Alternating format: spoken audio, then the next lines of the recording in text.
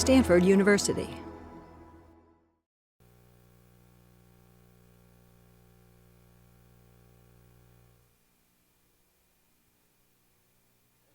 So I'll be introducing our speaker, Hayes Raffle.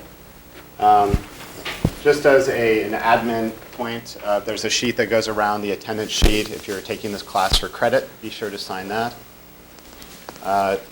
Hayes is an award-winning product designer and inventor, specializing in hybrid physical-digital objects to nurture learning, creative expression, and interpersonal communication. He's currently a researcher at Nokia Research Center in Palo Alto, where he's inventing new technologies to connect children with their long-distance families. And today, Hayes will be talking about his thesis project, Topobo, and you can take it from here. Thanks, Stephen. Hi, everyone. Can you guys hear me well enough? It's not too big a room. Great. So thanks, everyone, for coming. It's really a pleasure to be here. So thanks, Terry, out there in the cold in DC. He's at the inauguration, I think. Hope he's staying warm. I'm going to try and do this in about an hour. It's a lot of material, so we'll have time at the end for questions and discussion, hopefully. And I decided to mostly talk about my research, my older research here that I did at the MIT Media Lab on the Topobo system. And I'll just touch on what I'm doing at Nokia at the very end of it. So this was work done under the direction of Hiroshi Ishii and the Tangible Media Group, and also with the advice of Mitchell Resnick and John Maida, who were in the Media Lab at the time. And it was really inspired by my experience as a child. So when I was a little kid, I loved to make things. And there's a couple things up here on the left is Sculpting polymer clay, which is something that my grandfather invented. He was a chemist, and he invented all sorts of stuff, but Sculpting is what he made his life's work. And this is a kind of modeling clay that allows kids to make their own things and put them in their home ovens and bake them into solid objects so that kids don't need kilns to make permanent objects at home. And on the right here is Cuisenaire rods, which are these manipulatives that I use to get a good sense of number and math. And my mom likes to tell me a story of when I went into second grade and I wanted to bring my Cuisenaire rods with me to do my math work. And the teacher was a little reticent at first. And finally, they convinced her that I should do this because it was a way that I got a sense of how simple arithmetic and even things like multiplication and squares and so on worked. And these were sort of a big inspiration both in spirit and in practice of the work that I'm going to present today. As an adult, I went and did my undergraduate work at a liberal arts school, but ended up doing studio art and focusing on sculpture. And I became a professional sculptor and designer later after college, and started doing research as an artist. So I was trying to make the art practice very much like the research practice, where you're going through an iterative cycle of discovery and looking at other kinds of ongoing research.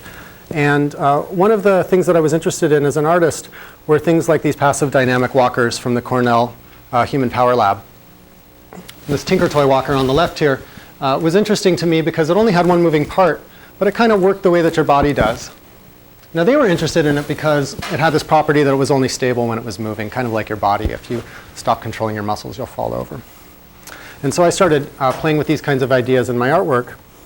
And some of these informed the sorts of things that I wanted children to discover when they play with Topobo. Now I also had the opportunity to help design a new building toy with another artist and inventor named Michael Gray. And I got involved with this actually as an artist intern when I was an undergraduate and helped him develop this construction toy called Zoob, which was the first building toy that let you make things that were kind of based on living systems. And one of the things that we like to do with Zoob was to make little creatures and animals out of it and kind of animate them by moving them around. And Zoob is just simple inert plastic, but we hired some professional animators to bring it to life in a little sort of series of Zoob tunes.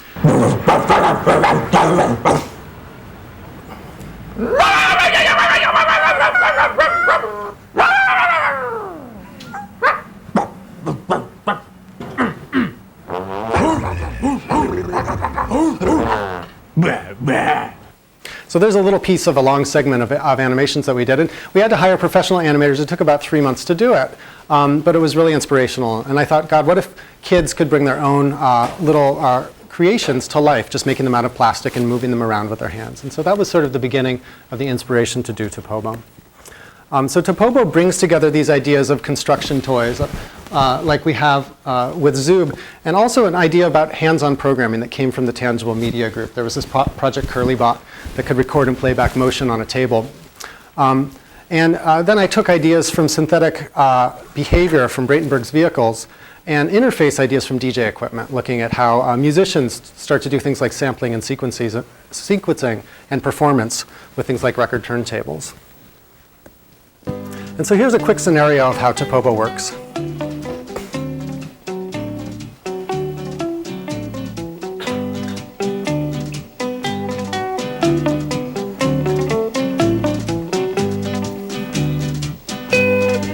So there's passives and actives and backpacks, remix and robo, which are all components that kids can use to bring their creations to life and start to control them and do sophisticated things with them, like put on robotic puppet shows.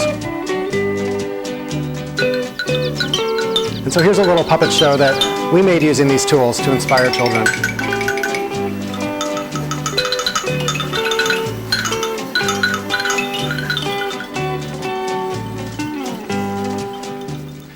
So how can kids learn how to do pretty sophisticated robotic locomotion and control using simple tangible tools? My hypothesis is that by carefully layering abstract ideas into a construction system, children could seamlessly progress from hands-on experimentation to high-level concepts that they could test and evaluate. The approach I've taken is that with Topobo, children use enactive knowledge, knowing how to do things like walk, as the intellectual basis to understand a scientific domain, in this case, robot locomotion. A tangible language with an inherent grammar helps children transition from hands-on knowledge to ideas that can be tested, evaluated, and reformulated. So in the talk, I'm going to talk about 3 phases of design. The first phase, developing passives, actives, and queens. A second phase, developing backpacks. And a third phase, developing robo and remix to control those creations. After that, I'll talk about some outreach work that we did, putting Topobo out in the wild. And at the end, close with some contributions. So the context of the work was very much inspired by educational manipulatives, this idea of learning by doing. So in the mid-1800s, there wasn't really a notion that young children could be educated. This was pioneered by a Swiss educator named Pestalozzi, and then picked up by a naturalist named Friedrich Froebel. Froebel went to work with Pestalozzi. He was a botanist before that and interested in crystallography, and took a lot of these ideas back to Germany and around Switzerland and invented kindergarten. And so many of us went to kindergarten as children, and we played with objects and toys that were ancestors of the kindergarten gifts that he developed back in the 1800s. And the idea was that young children could be formally educated, and that physical objects could enable learning about certain kinds of concepts. And that the learning happens through physical manipulation of the objects. Now this was later formalized by people like Piaget and Jerome Bruner, who called it constructivism. Now there's great examples of how kindergarten gifts could support learning. Now in general, constructivism is something that's very hard to evaluate because it takes a long time sometimes to see how the learning has happened. But there's this great evidence of the kindergarten gifts affecting 20th century art and design. So Buckminster Fuller credited his experience as a kindergartner, in this case playing with the peas work, as the basis for his understanding of things like static structures, like the things that he did with the geodesic domes. And Frank Lloyd Wright directly credited his experience as a kindergartner with his aesthetic foundation. And you see these striking similarities between his designs, like the Beth Shalom Synagogue here, floor plan, and a paper partridge design that's done by a 7th grader. Now in the modern age, people have tried to take these ideas of hands-on learning and integrate modern ideas into it. So how do kids start to play with new computational concepts and systems concepts?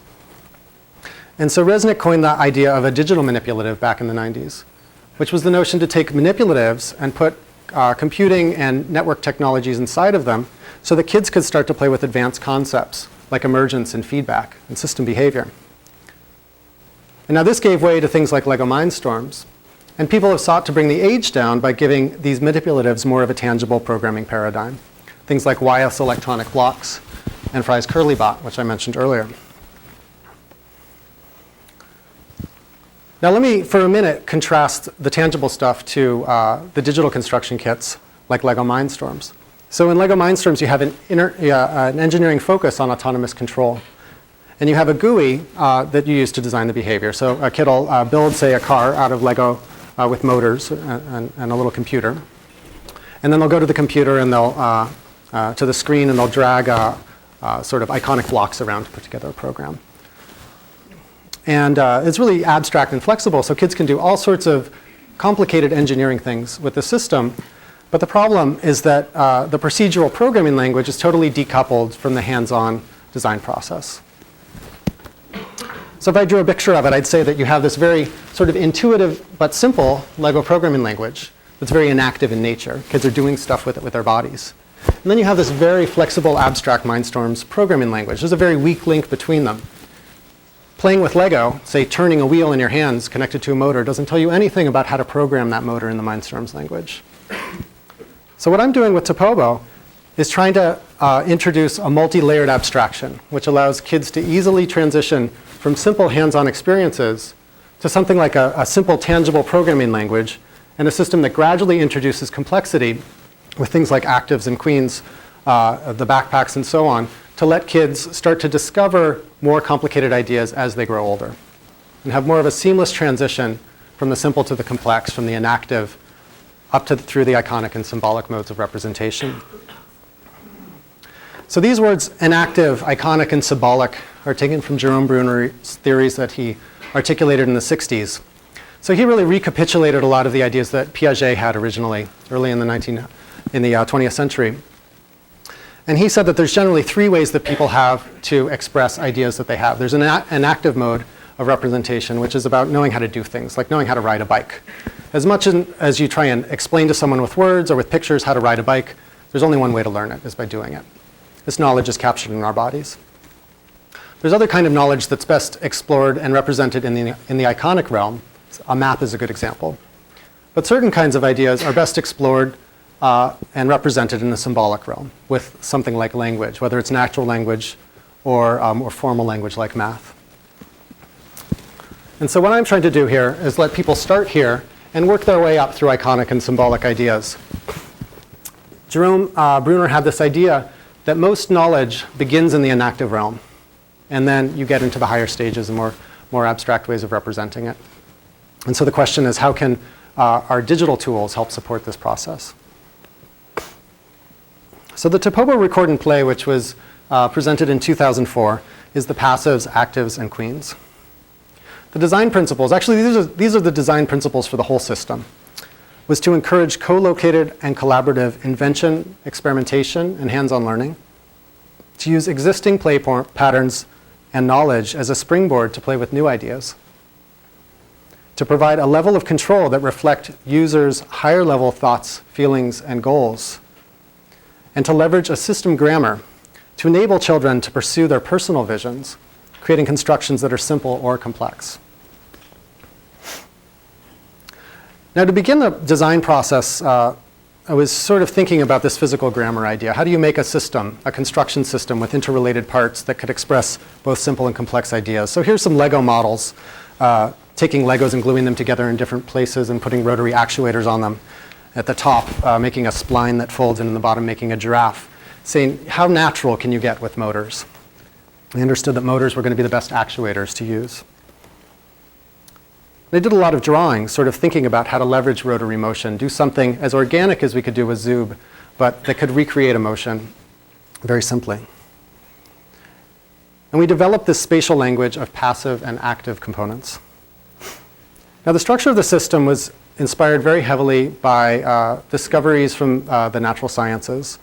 And I really like this 1942 book by Darcy Thompson called On Growth and Form, where he sort of captures the age of empiricism in science and puts lots of pictures and description of how observations about the natural world gave scientists an understanding for how it worked.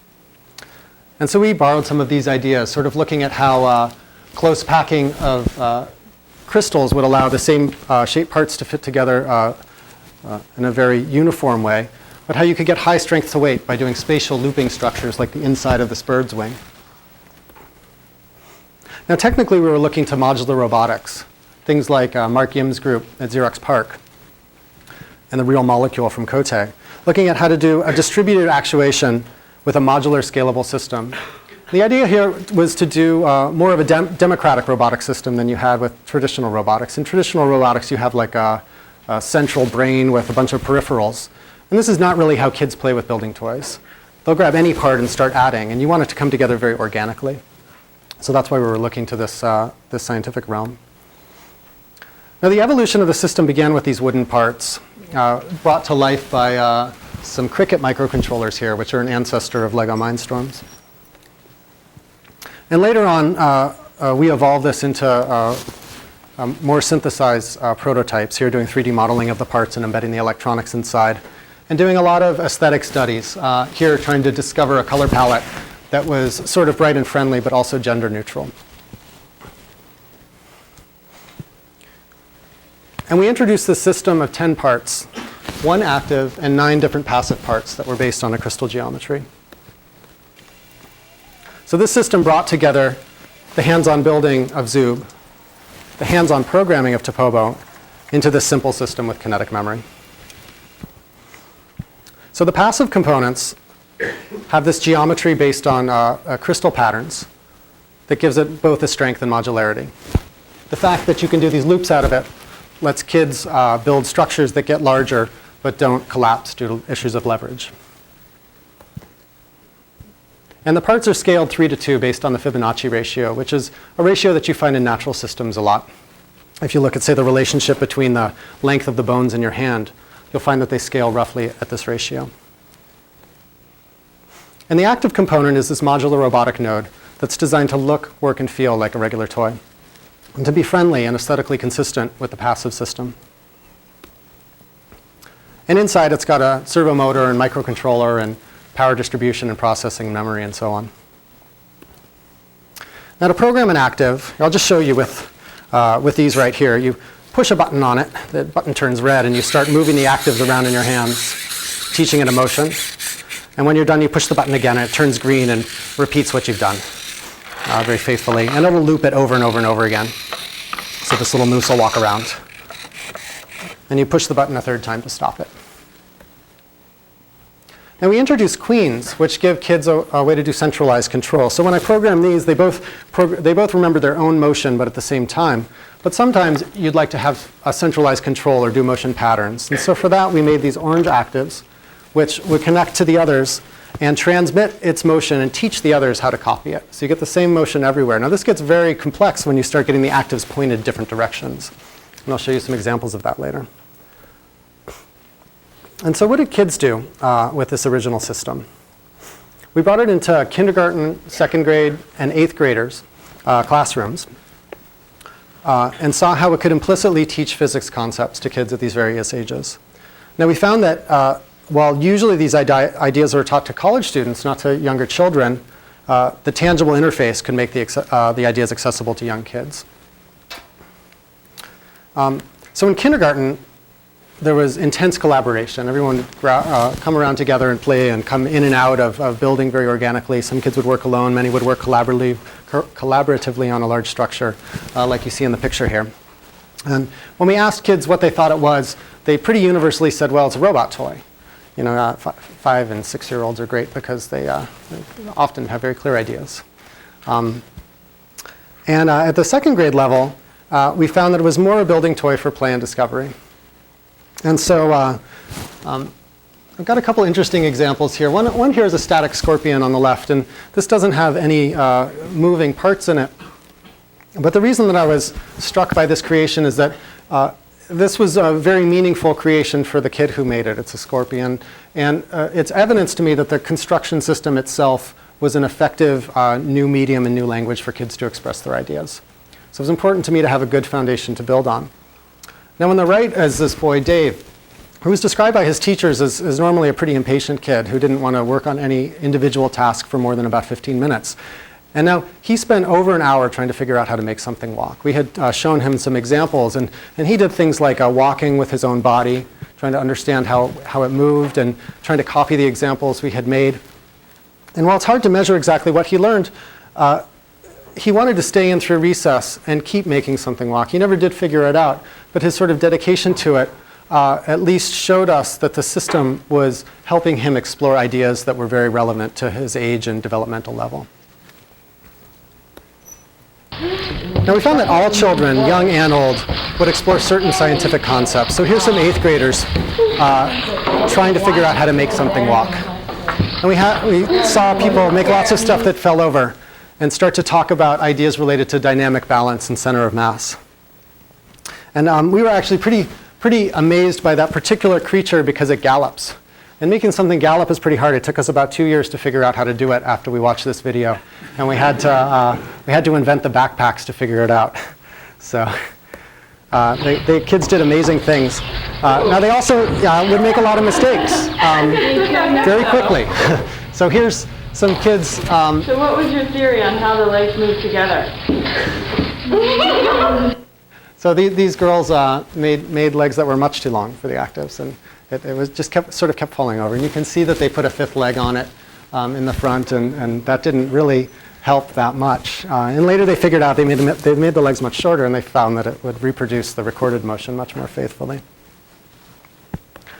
We also saw great examples of coordination. You have 2 girls sort of choreographing this thing together. We don't know how to. We need ears. You can need ears. Yeah, it worked before. Oh my god! So these are the girls who designed this moose that I brought in today that we like to show pictures of on the web. And so there was something great going on there. One was that those 2 girls were really collaborating together and coordinating their bodies in time.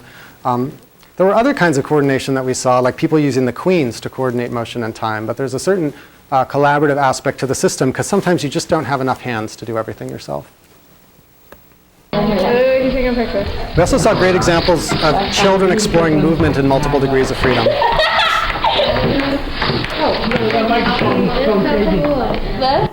So we asked the girls who made this moose, how does it work? What does it do? What's going on? How did you make it walk? Can you put it in words? And they couldn't put it in words. They said, well, I don't know. Here, it just walks. We'll show you.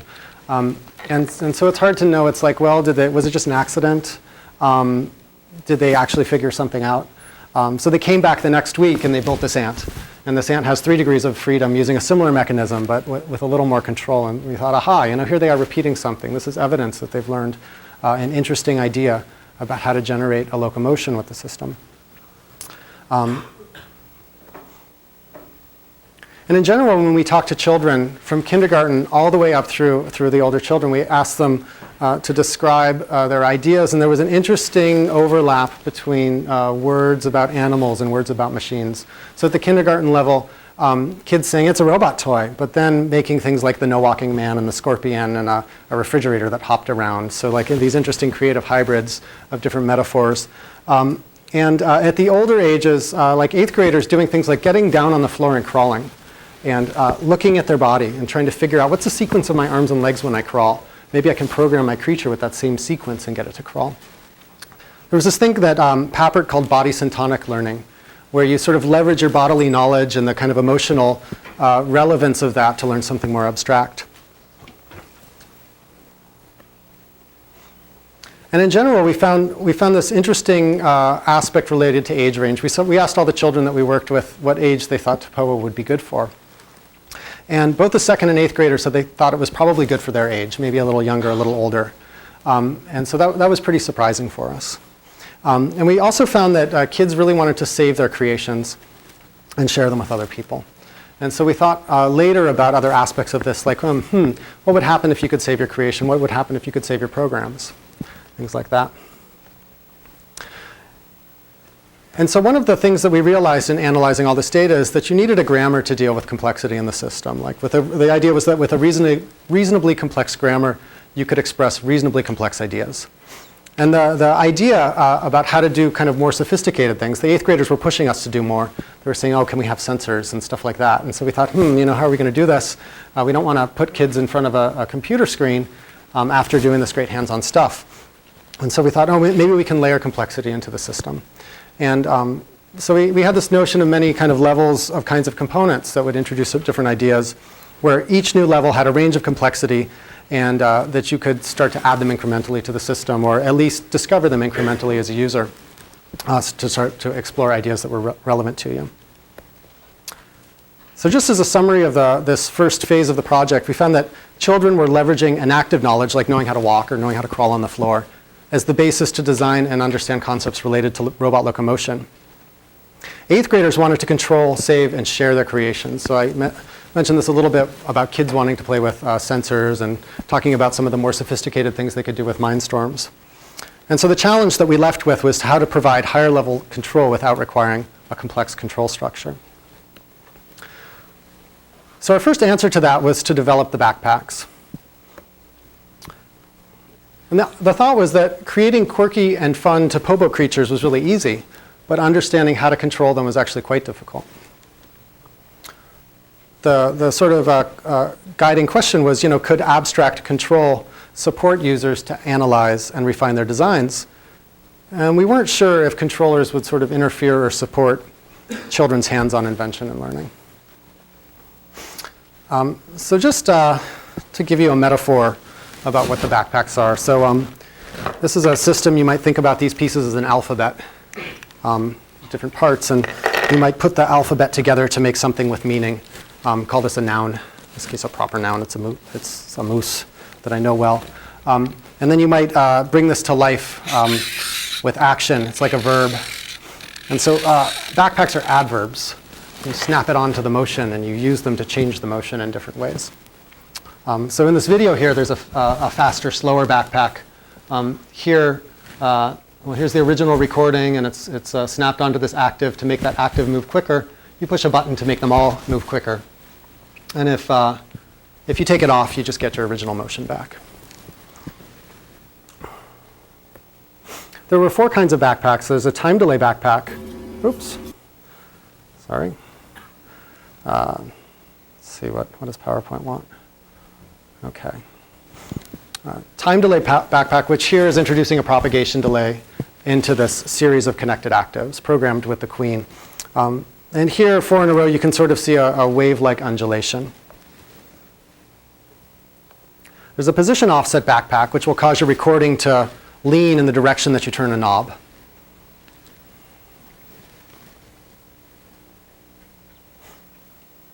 A faster, slower backpack, which lets you play with frequency change.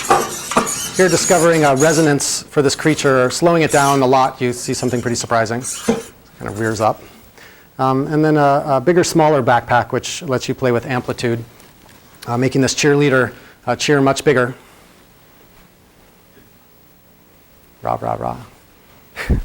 Or much smaller.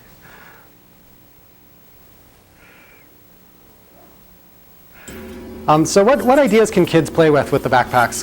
With the time delay backpack, kids can discover ideas like phase shift and waves. So here attached to the symmetrical creature, turned one way, it makes it walk one direction, and turned the other way, it makes it walk the other direction. They're sort of playing with the ideas of positive and negative phase shift of the two actives relative to each other. Here, connected to a structure programmed with a queen, you can turn the knob subtly to find a resonant frequency of this caterpillar, getting it to walk one direction or the other.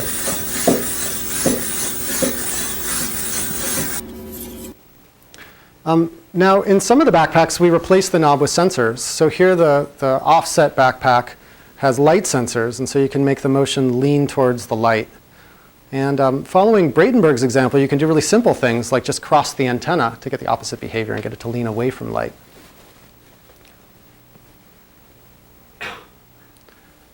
And so it's usually true that if you figure out how to make something walk straight, you can tinker around with one of these backpacks enough to get something like, in this case, a creature that'll walk towards light or walk away from light, just by doing quick experimentations. It's the kind of discovery that'd be extremely difficult to solve in an on-screen simulation, because there's just so many variables for how this thing's behaving the way it is.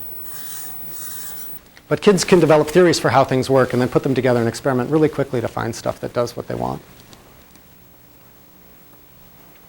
Kids can also play with ideas about feedback. So here, this backpack has its knob connected as a mechanical connector to its back leg. So as this thing changes its posture, it actually also offsets its motion. It causes it to walk in a circle.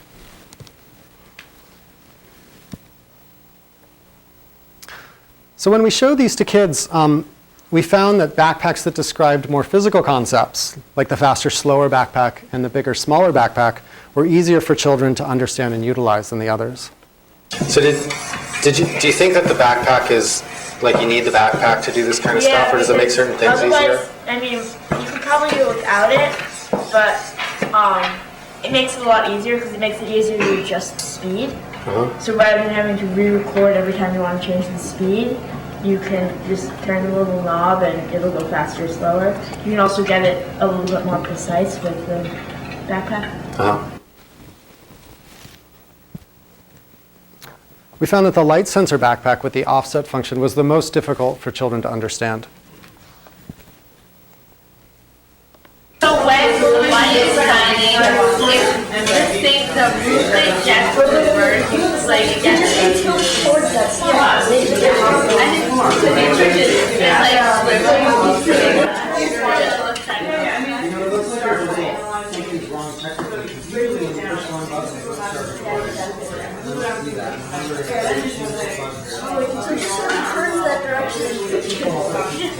So sometimes the kids with this backpack were sort of puzzling over why the certain things they did resulted in the behavior that the creation would exhibit.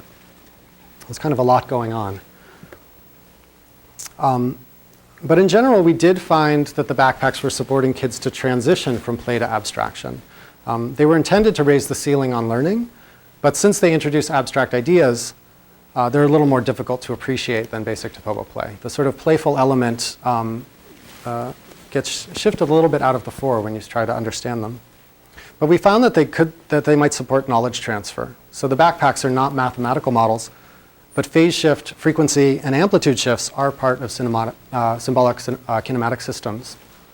The idea is that if kids develop a good intuition for, say, how the time delay backpack can make an undulating caterpillar walk forward or backwards, they could then recreate a symbolic model of that, maybe in Mindstorms or some other system. So in summary, the backpacks introduced abstract concepts like parameterized control, sensors, and feedback to hands-on experimentation. And they reveal complex relationships like phase relationships and other local global interactions that are already inherent in the system, but people didn't necessarily see without the backpacks. They help children look into the details of a creation's behavior, but they didn't explicitly support kids' desires to play with each other. And so one of the things that we saw is like, okay, backpacks are interesting intellectually, but they're really letting kids look into the detail. How can kids step back and start to notice more what their friends are doing and start to build off of learning from each other in a more active way? And that sort of inspired the work that we did with Robo and Remix. And the idea was that, what if we look more at sort of DJ equipment and things like that? And very collaborative performance-based interfaces. What could we do with that in robotic motion?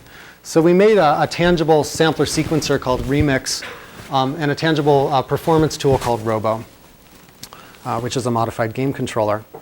And so just a quick overview. Robo is this sort of modified PlayStation controller with custom software and electronics. It's got a bunch of buttons to play recordings that you've already created with your hands. And then a couple joysticks to play with speed and amplitude. And there's also a button to play programs backwards.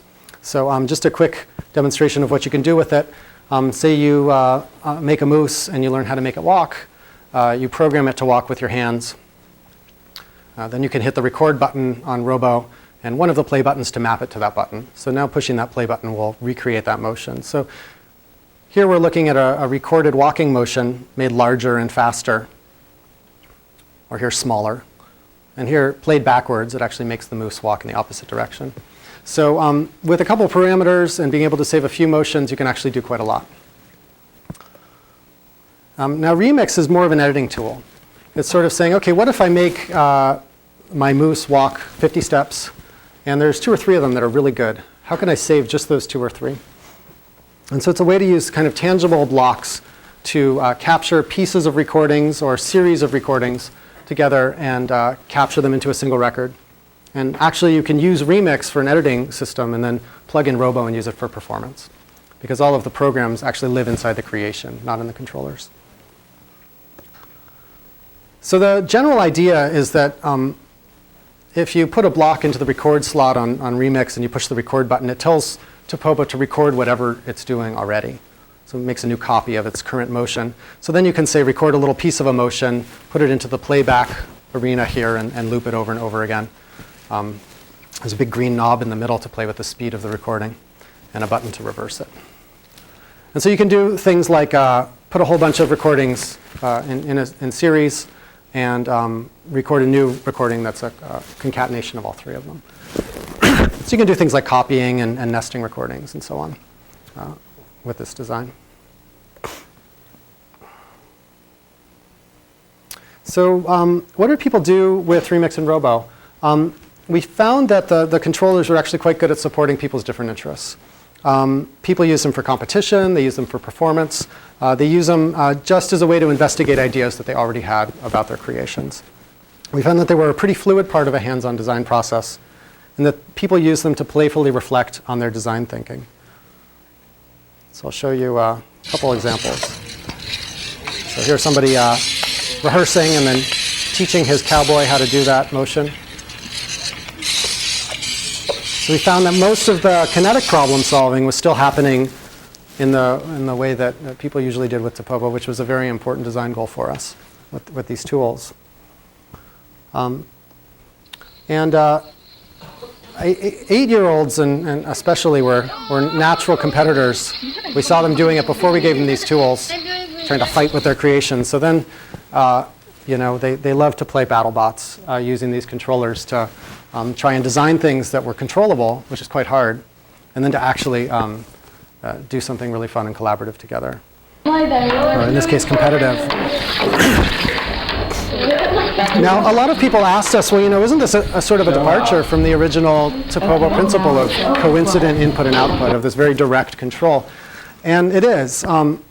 So there's a sort of an example that you just saw of someone using a queen as a remote controller, which is a much more direct way to remotely control Topobo.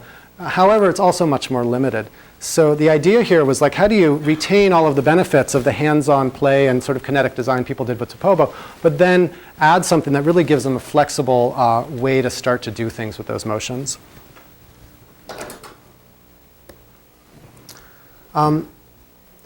We found that the controllers supported both a physical and mental stepping back for people to analyze and refine their designs. There was evidence that the controls themselves would map to core system concepts that helped users identify and understand how to sculpt the behavior of their creations. Okay, I'm making this complex motion, but I'd look at it closer and see if this is the part I like. I'm going to capture that and then put it here, and then what can I make from that? Now I could make a leg lifting. So I start to think differently, not just can I get it to walk, or that's a funny one, but how do I want to choreograph it? I do start thinking that way. Like, okay, I want leg, leg, leg, and then this, and I feel like I have more control.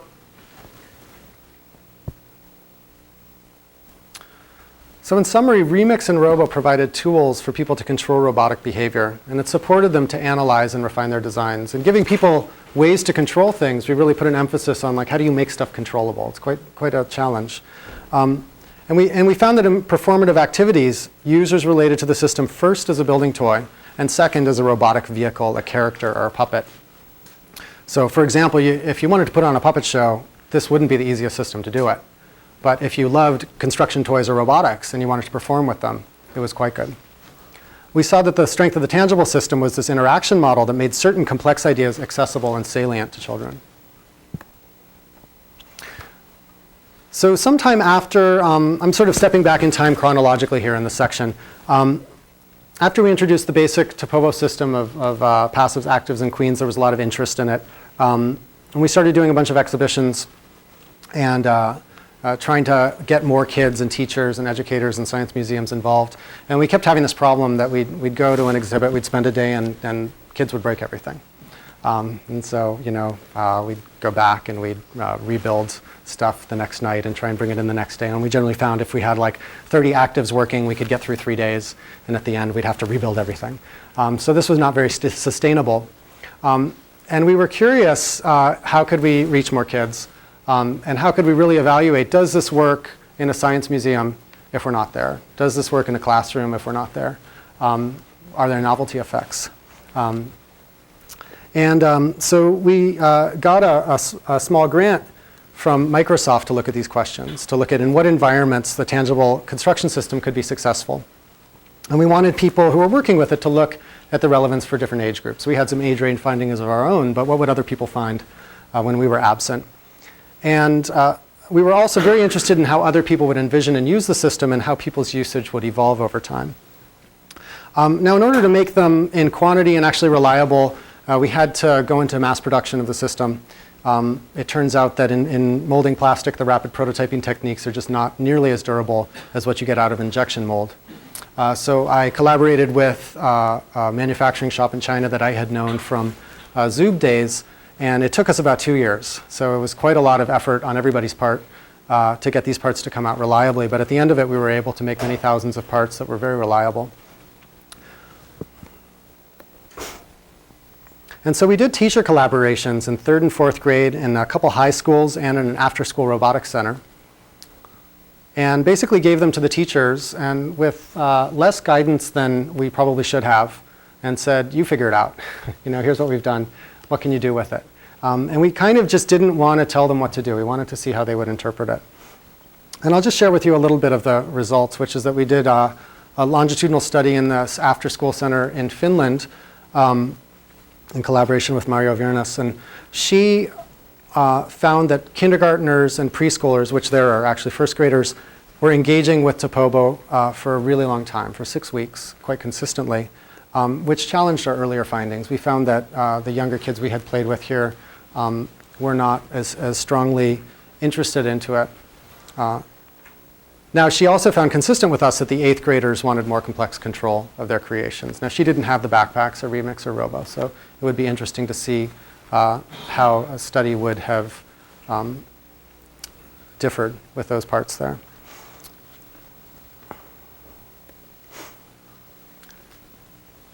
So in summary, with all these studies, we found that Topobo did succeed in many different settings.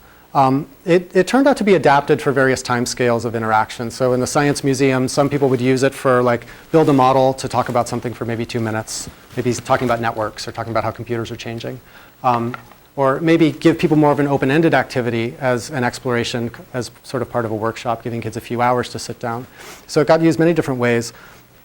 And it functioned as an object for play, discovery, and guided lessons. But we did find that the teachers consistently needed more support materials to guide them in learning the fundamental principles themselves. So a lot of the teachers said, I don't want you just to show me what to do with it. I want you to teach me how to use it so then I can teach other people. And so there was a real need for curriculum design. And we got some interesting lesson plans back from teachers we worked with who were just really creative teachers. But in general, I think this is an important area that would need a lot of attention for something like this to really make an impact on a large scale. So just, I want to step back and kind of talk about what we think are some of the contributions of the system. I think that a major problem in introducing embedded computing to children stems from the disconnect between the physical and computational realms, or the sort of hidden layers of abstraction that separate them. I think as you've seen from the talk, the motivation was to think, how can kids start to work with hard concepts while engaging in the spontaneous and improvisational spirit of play? So the strategy that I've shown you is multi-layered abstraction, starting with something very intuitive, the passives, simple building blocks that are based on nature. And then adding a simple intuitive programming paradigm, hands-on programming with the actives. Introducing the queens for centralized control, sort of an abstract concept, and the backpacks as tangible modulators for kinetic behavior. Robo is a performance tool for improvising with the system, and Remix lets you do record manipulation. So while these don't capture all of the ideas that you can do with something like Lego Mindstorms, they do help you start to climb a mountain of ideas about robotic systems and the natural world. And the idea was that interactive toys could reveal new ideas through play and co-evolve with children. This sort of idea of coevolution is really important to me. And in this case, it doesn't mean that the toy necessarily changes, but that the way that kids approach and use the toy can change over time as they develop and as they grow. So the contributions are this idea of multi-layered abstraction and design for coevolution of kids and toys. So my vision is a new genre of toys that can co-evolve with kids, meeting their interests and capabilities as they develop. Why are so many toys just designed for narrow age range today? Can they be designed to be reused and re-understood and manipulated in different ways as kids grow older and older?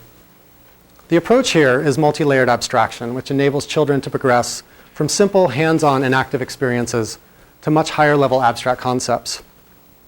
And with the Topobo system, I've shown that it's possible to progress from concrete to abstract without giving up the tools and experiences that you're already using to express and learn new ideas. Now going forward, I'm at Nokia Research Lab right now in the IDEA team under the direction of Mirjana Spasjovic, who's here in the audience with us. Hello. And I'm looking for new opportunities for coevolution. I'm thinking about how we can take computing and bring it more from the iconic realm, where it lives on the screen, into the enactive realm, out into the world with tangible media.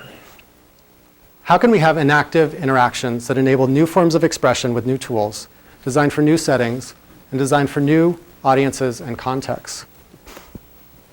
I'm looking specifically right now at family communication. There's so many spread out families today. And I faced it myself in Cambridge with little kids who really wanted to get to know their grandparents who lived in California. And there's such a difficulty in using today's tools for families to connect over a long distance. So I'm trying to understand how new interfaces could meet kids and elders at different levels and help them connect and bring them together. And I'm addressing certain challenges, like how do you support both co-located and remote communication with the same tools at the same time? So this is very early work, and we'll see how it goes. So you have to keep in touch. But to conclude, I just want to acknowledge that many, many people worked on the work that I've shown today. There was the support of my advisors and my research group, a bunch of professional educators, other research groups and professors at the Media Lab, the funders of the Media Lab, Microsoft, my family, and today the IDEA team for keeping the spirit alive and letting me keep doing work like this. And I want to thank all of you for coming. Thanks very much.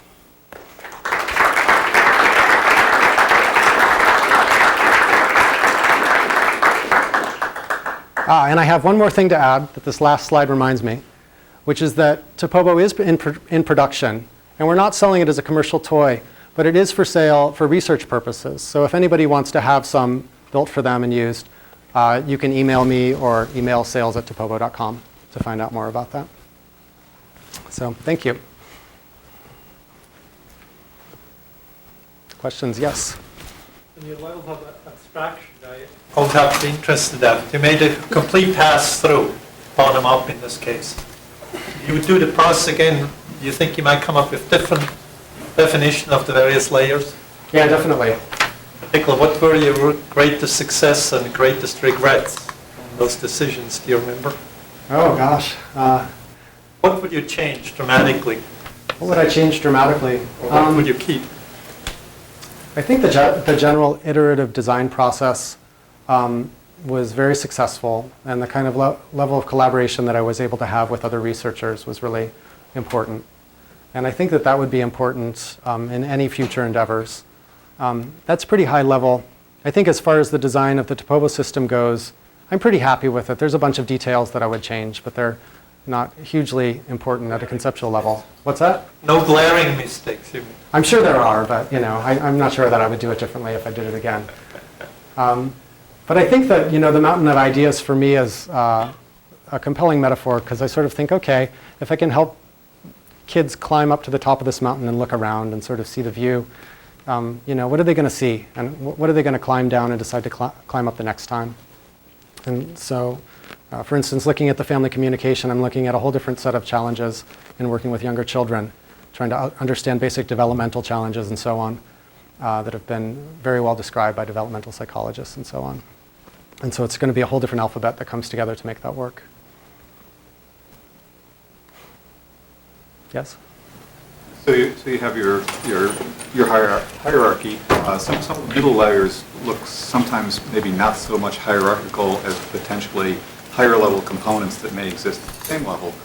But to what extent do you think there's a possibility of using these things not so much in a early education learning situation, but rather with devices like cell phones that do seem to match that kind of tactile and the user-oriented experience here, and then a massive, almost unbridgeable gap to J2ME or something like that, supported by some god-awful development environment that nobody ever explains. Right. Do you think there's some way this approach can inform the situation of complex devices where there might be some advantage with providing what we currently call user programmability, but might have a different appearance in applying this user adaptability? Yeah, so the question's about user adaptability and sort of scalability of the systems. And yeah, some people talk about this in terms of like low floor, high ceiling, and maybe wanting wide walls as well. And I think that's an important idea. I don't think that there's ever going to be, well, I wouldn't say ever, but it's hard to imagine hands-on enactive stuff like I'm doing here, this tangible programming, feeding really directly into something like J2ME. But I think what it can do is give you a good intuition for the kinds of concepts that you'll play with that kind of system. I think one of the reasons that Bruner and many others have made a distinction between these different modes of representation is that they are inherently different. They all have their strengths and weaknesses. So I think that, yes, to your question about, can we take some of these approaches to do things like make mobile phones easier to use? Yes, we can. And that's one of the things that I'd hope to do at Nokia.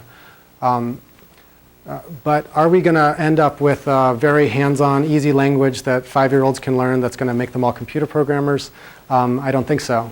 But hopefully what we can do is identify realms and domains that are particularly right for this kind of approach and start to make explorations in those domains, hopefully helping to bring complex ideas down to a lower audience, but allow those audiences to take the ideas higher than they've been able to before.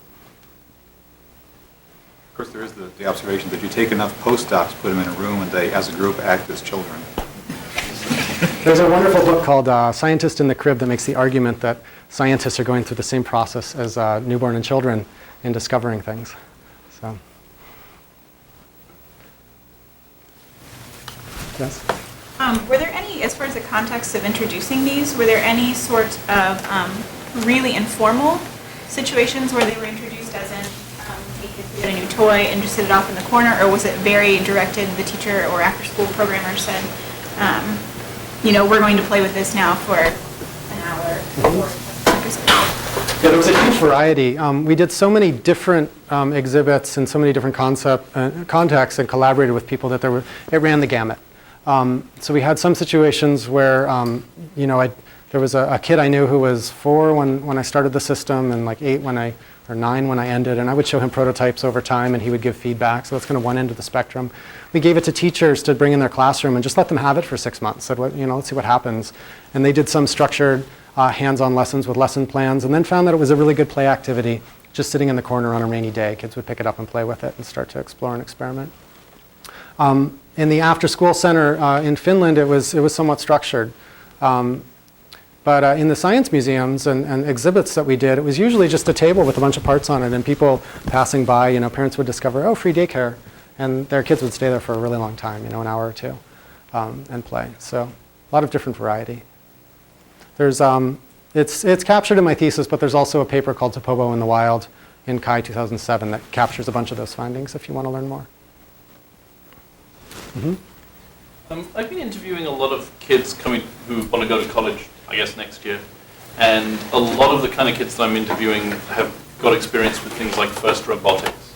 And the first teams, particularly around here, right? The first teams that you're seeing in places like Palo Alto and at Gun High School are really pretty impressive. Right. And I was struck by the fact that you talked about how both second graders and 8th graders looked at this and were like, oh, this is my toy. It's designed for us. Mm-hmm. Do you see implications for secondary education use of this, or further on than that? I mean, do you think this actually can have utility, say, at the collegiate level, or is it just going to bottom out at some point and there's a real limit to how much? Yeah, definitely. So what can this be done at higher levels of education? So it was used in high schools in the studies, and the challenge with the younger kids, starting around 8th grade actually and up, is that they hit the ceiling of basic Topobo much sooner, so they need more sophisticated controls. But that said, even the high schoolers were getting value out of it. You know, from a practical point of view, if you put it in a high school, you'd want it to rotate around so that lots of people could use it for a little amount of time.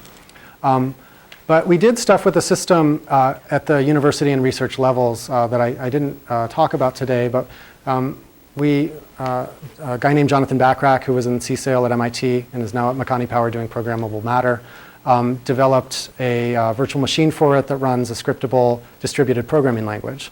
So he was doing computer languages and robotics research with it. And so it is today, actually, as far as I know, the only mass-produced modular robotics system that you can get. So that was kind of real robotics research, and some people at Harvard were working on that too. So they were coming at it from a much different angle, but still able to sort of leverage the kind of learnings that they could do with their hands. And actually, when we met with the group at Xerox PARC who did the modular robotics, they said, wow, you know, these would be great tools for experimentation and just getting a gut feel for how things work, and then we could go model them with a kinematic language later. Mm-hmm. Let's see, in the green? Could you talk more about how you're breaking down the problem of family connectivity in terms of your early thoughts about the alphabet, you know? Yeah, so it's really early in the work. I probably can't talk about too much detail about the specific projects that we're doing yet. But the general thing that I'm looking at is basic challenges that young children have with object permanence and with perspective taking, and trying to say, how can you make new kinds of tools that help children overcome these challenges when they're doing telecommunication. So there's examples of things that work today, like Skype, and things that don't work, like telephones.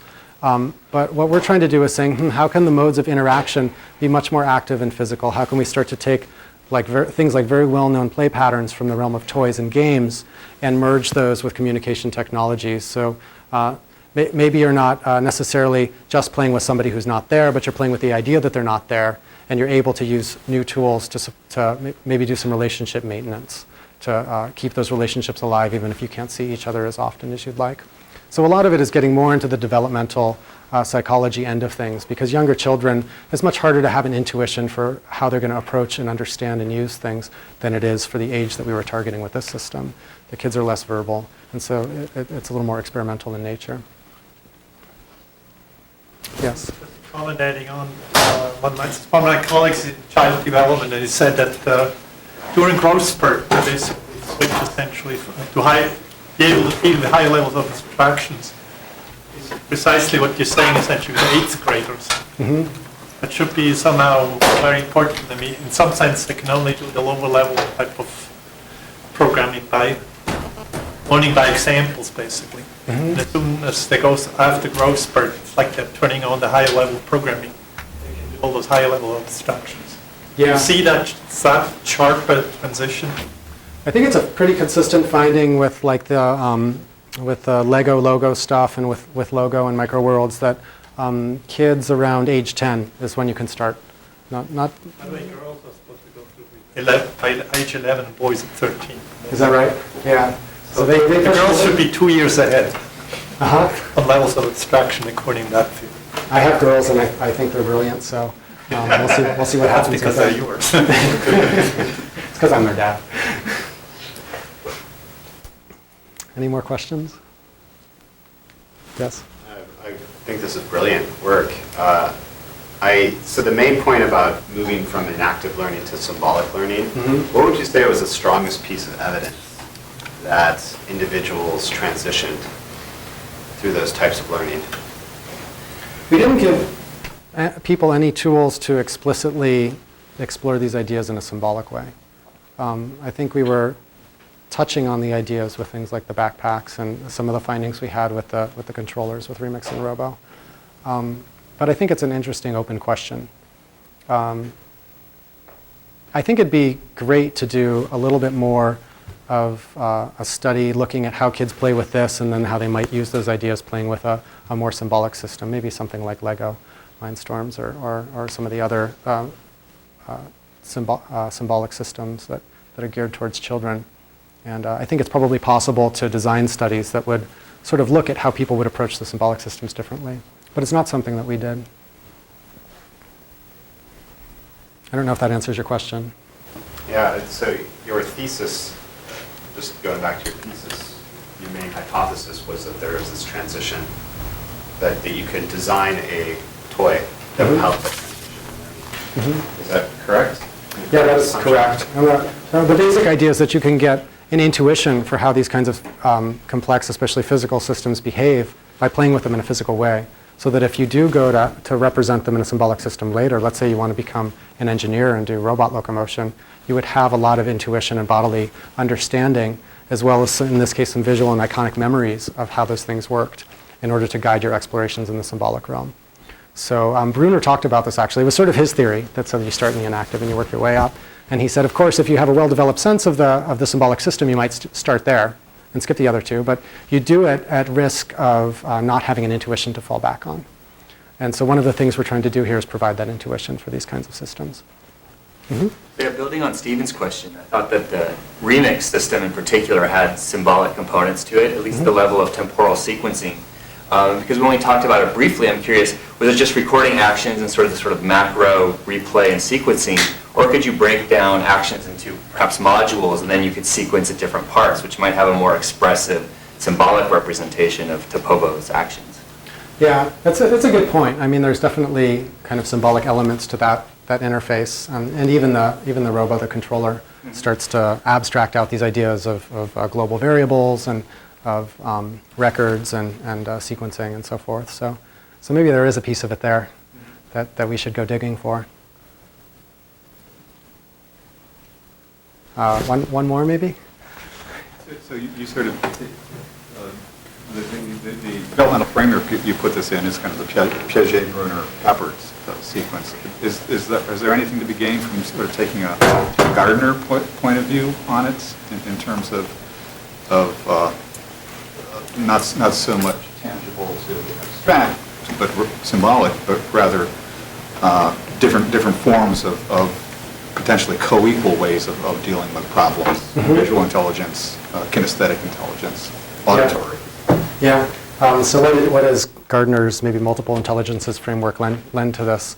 And it's something I was thinking a lot about early on, and I think it's really valuable to think about different ways that children will approach a tool and different kind of ideas that they might explore with it. And I think I made maybe a subtle reference to it when I talked about, puppet shows. If you were really a dramatic learner and what you really want to do is be dramatic and put on plays, and that's the main way that you like to explore the world and express your ideas, this is going to present a lot of hurdles for you. But in terms of kids who have ideas they can express kinesthetically, or as Bruner called it, enactively, it's a really good way to explore certain kinds of those ideas and to translate them. So I think that, if you look at toys, for instance, certain people like building toys more than others. And we'd probably find the same thing with this if we did a broad sample of who was attracted to the system. So, it's not kind of covering the whole gamut of what Gardner was talking about. But I think it kind of builds on some of the particular things about performance and kinesthetics that he was able to elaborate on. Did you see examples of narrative play rather than constructionist play? People building stuff and then spending time doing, Yeah, actually, there was one of the great findings from watching people use the controllers is that some people abandoned locomotion completely. They said it's much too hard. I'm just going to make some characters. You saw the cowboy. People said, oh, this is it's much easier. It's a lot more fun. I can put on a play. And so we had some kids who would were really motivated by the idea of making a flapping bird, figuring out how to hang it from string, because they really wanted to make a movie of it. So there was some kind of great evidence of those kinds of things, those kind of dramatic learners really wanting to push that part of it.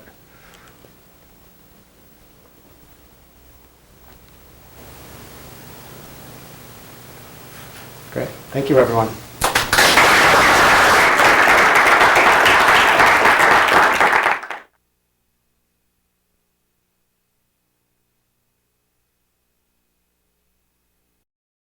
For more, please visit us at stanford.edu.